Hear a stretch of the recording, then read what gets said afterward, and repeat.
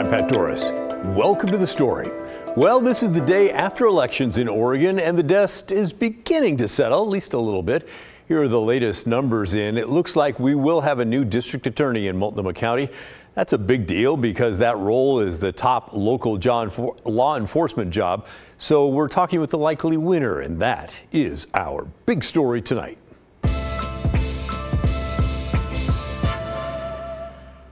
After 4 years of Multnomah County District Attorney Mike Schmidt leading the county's law enforcement efforts, it looks like voters have had enough.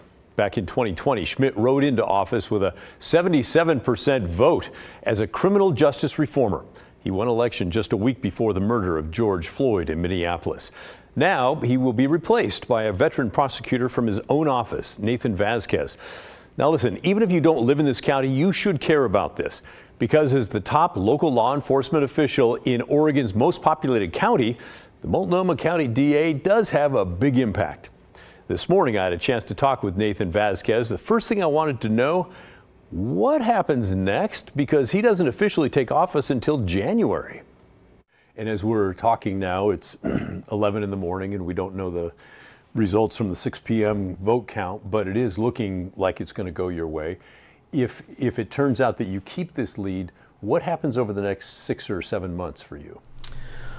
Well, under the, according to the statutes, I don't start until January 1.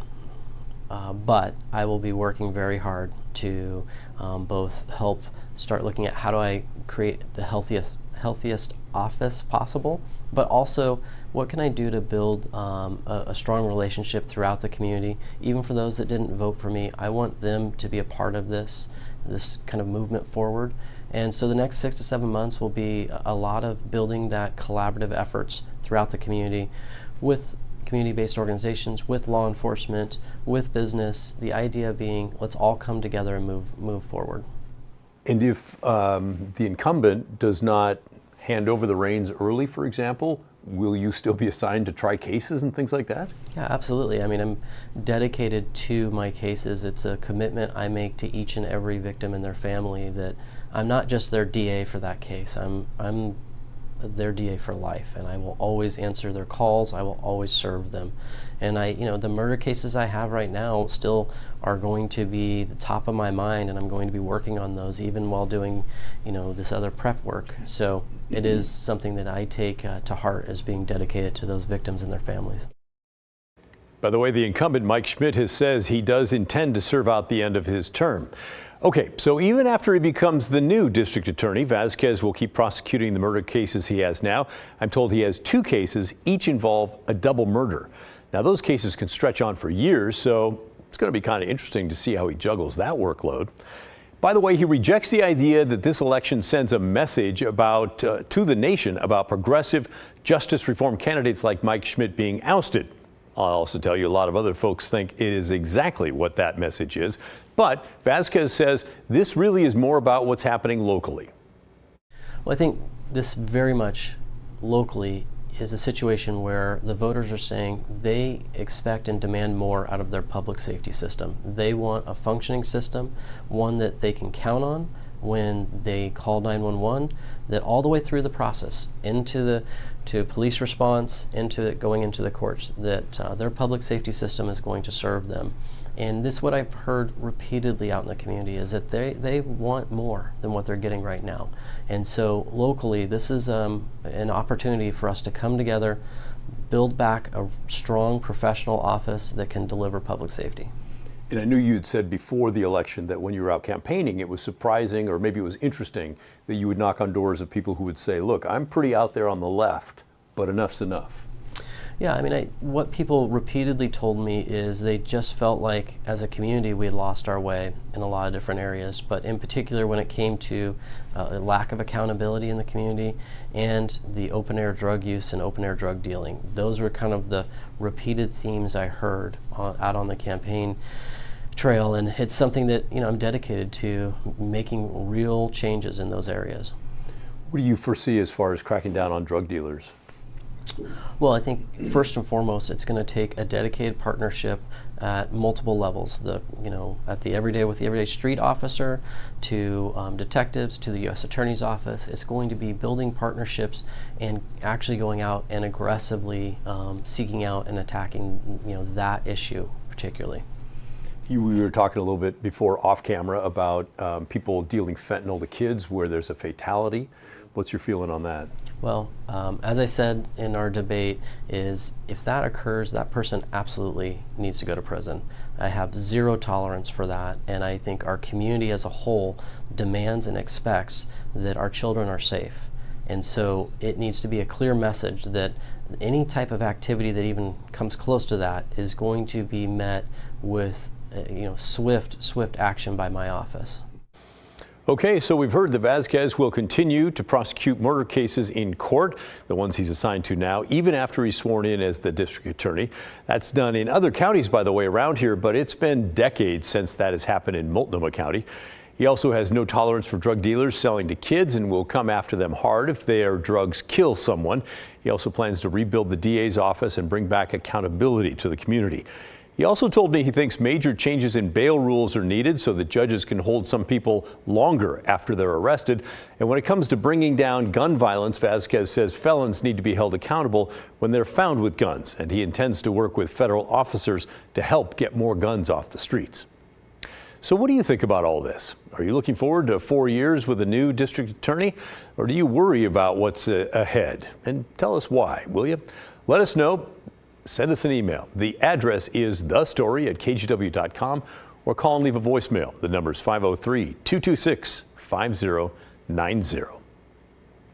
And here's a few of the other big races we've been following. Maxine Dexter has won the Democratic nomination for Congressional District 3. That's Earl Blumenauer's seat representing much of Portland.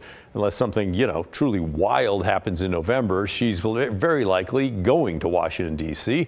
That area has a large number of Democratic voters, so she's the odds-on favorite. Here's what she said last night. Tonight we stand united in our belief that this is a make-or-break moment to protect our democracy, to build safe and secure communities that treat everyone with respect. We have to tackle our climate crisis, restore access to abortion care,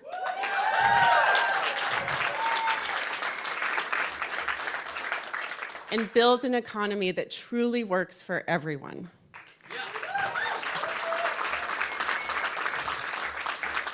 It's going to take us working together at every level of government to ensure people can afford housing in the community of their choice, that they can access mental health and addiction services within a comprehensive universal healthcare system that's affordable.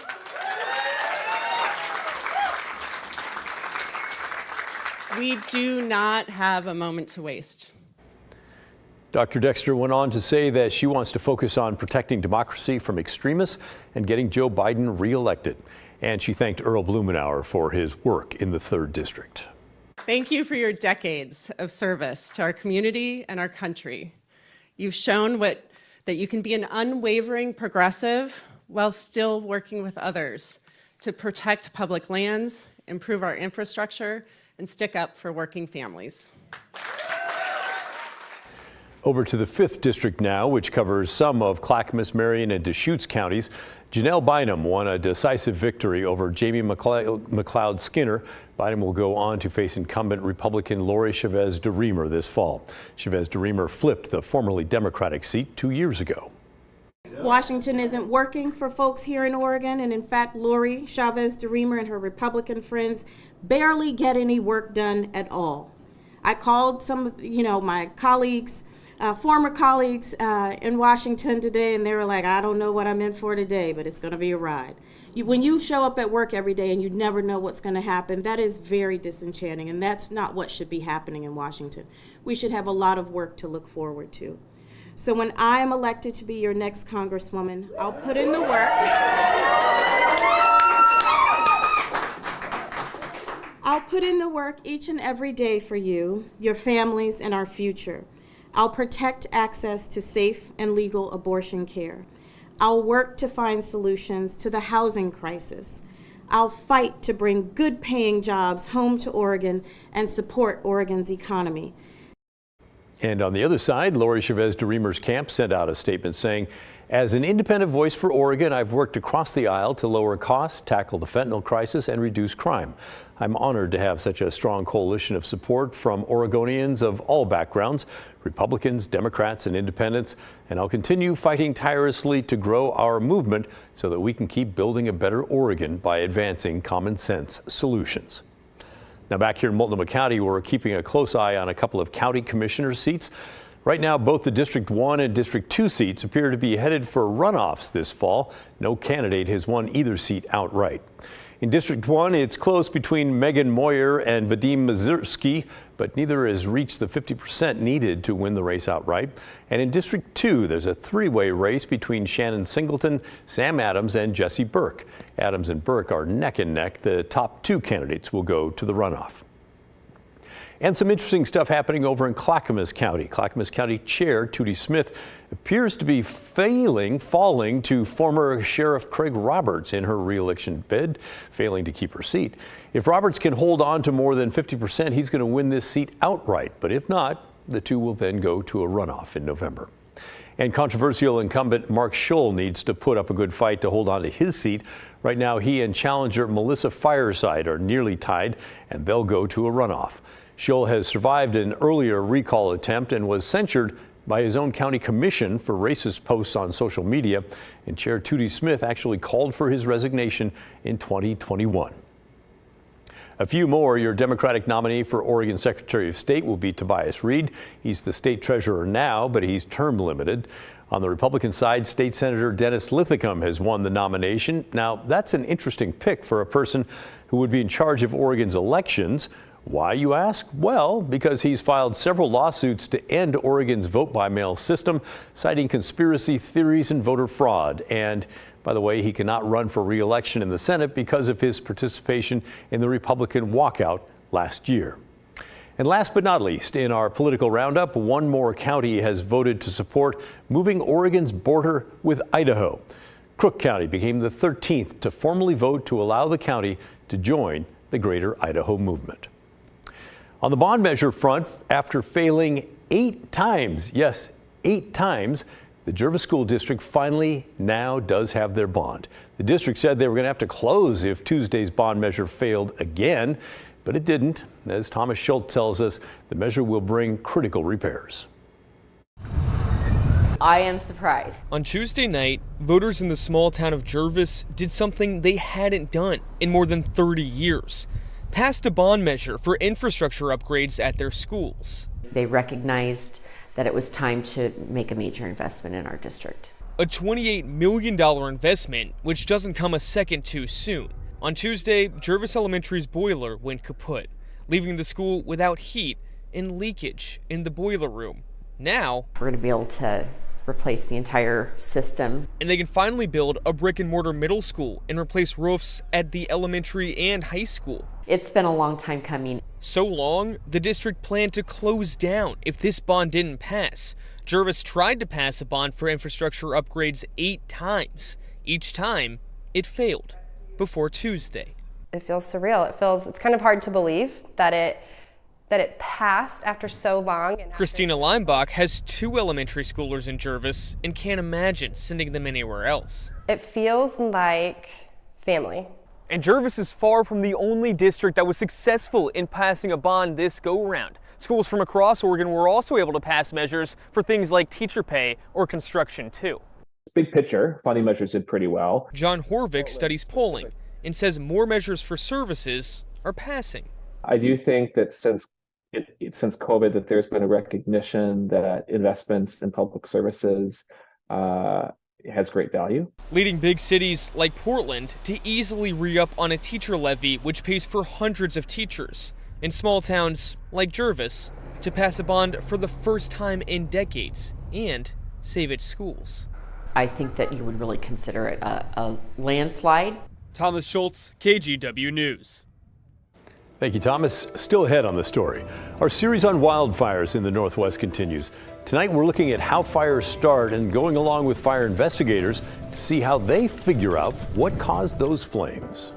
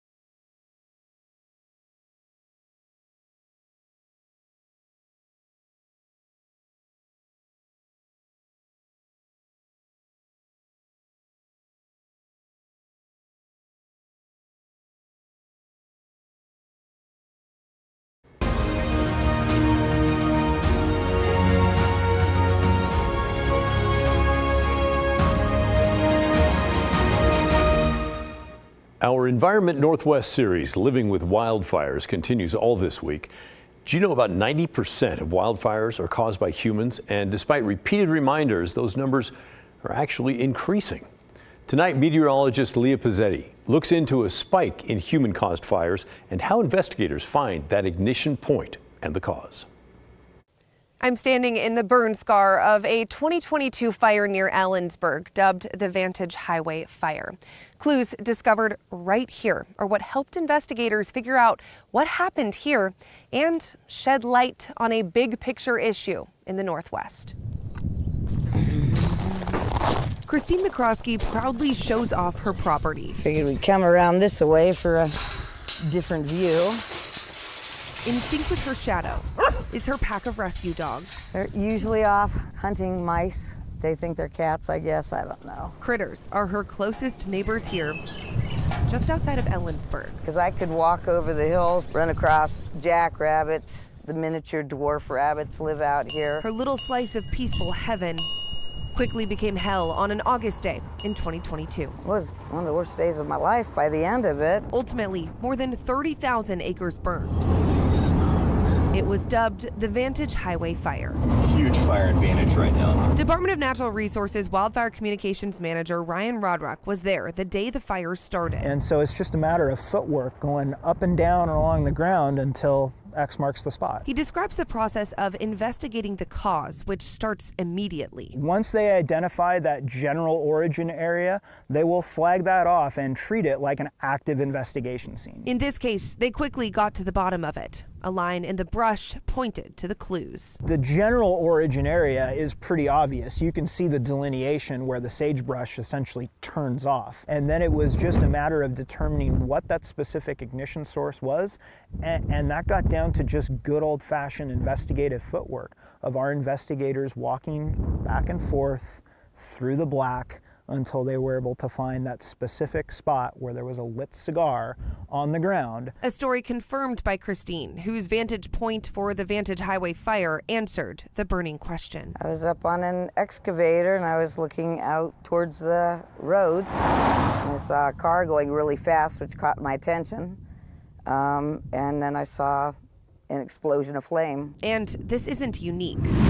Washington's Lands Commissioner Hillary Franz says so far this year, there's already a 40% increase in fires compared to this time last year, a majority caused by people. Lit material coming out of vehicles, that is the kind of negligent start that we see most often.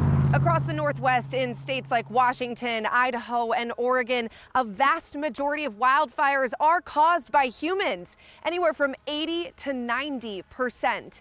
And of those human-caused wildfires, the top culprit is from debris burns that get out of hand, plus campfires getting out of hand is a huge issue.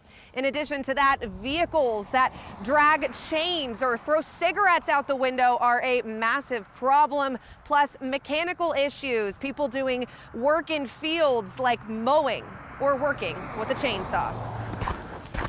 These impacts still visible today. This is 2 years worth of recovery. We should be seeing, chest-high sagebrush. Record hot summers recently only fueling the fire. Changes in the environment are playing a role in seeing more fire starts and occasionally larger fires. In 2023, for the first time ever, more fires started on the west side of the Cascades versus the east side, likely because of drought conditions and a lack of wildfire awareness from people. A little bit of prevention goes a long way. In the case of the Vantage Highway Fire, they never found the driver responsible.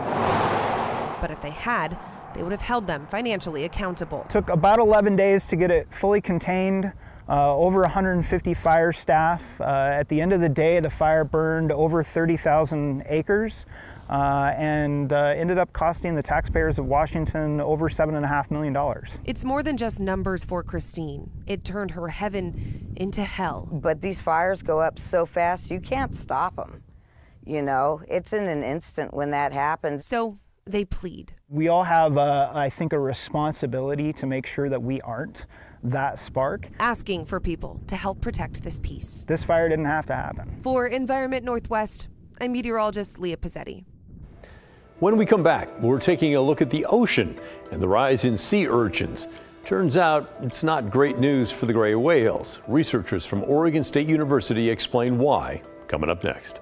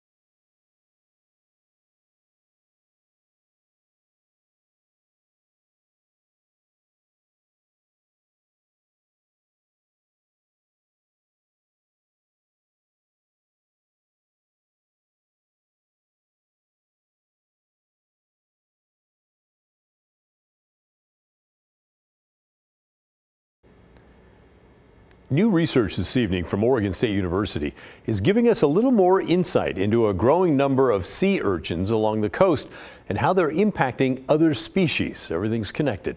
There are a couple of things taking place. One, the sea urchin population is growing because their longtime predators, the sea star, have been dying off over the last decade. That started back in 2013 when the sea star wasting syndrome decimated the sunflower sea stars. The sea urchin population grew because the sunflower sea star wasn't going after them. With more sea urchins means they're eating more kelp. All of this indirectly impacts the gray whale, according to researcher Lisa Hildebrand, who's a doctoral candidate at Oregon State University. What we see is this indirect impact of these urchin increases, which has caused the kelp to decline in part with, warming waters and climate change. Hildebrand says they're still trying to determine how a decline in kelp that the sea urchins are eating is also leading to a decline in zooplankton and the myskid shrimp that makes up a big part of the whale's diet. So see how that's all interconnected? One affects the other. Hey, that's the end of our show. Thanks so much for watching. And remember, the story, our collective story, that never ends, keeps going. I'll see you tomorrow.